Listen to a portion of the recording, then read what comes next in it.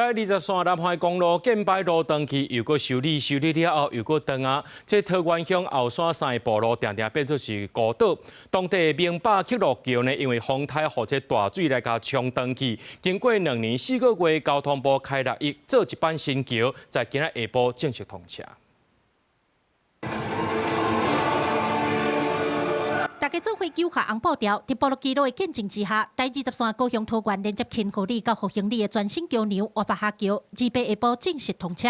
看到坚固的新桥总算起好啊，以后免阁提心吊胆驶伫溪底变道。居民真欢喜，讲无论是农产品的运送，还是囡仔要读册，拢免阁烦恼啊。如果有这样安全的桥，我们就不用这么担心，只要一下雨，我们就不用那么担心，说要马上上面的学生就要用线上的课程方式。你在冬季的时候。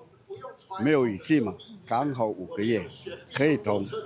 你在夏天的话，在6月开始就不行了，又信息来了。 第23南海公路因为莫拉克风台损断惨重，希望中央2017年有做一班明霸克路桥来串联桃园区的后山3里。不过因为2021年起小连续几路的风台，甲桥冲断了。交通部克服环境甲技术上的困难，经过2年4个月，隆重开6亿，重新打造一班280公尺长的新桥活白下桥，希望会当互当地居民有一条安全出入的路通行。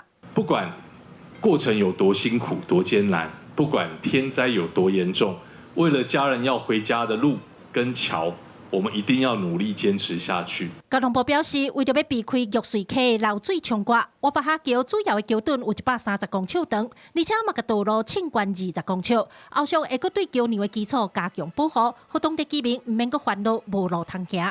记者柯家族邱朝阳、高永昌报道。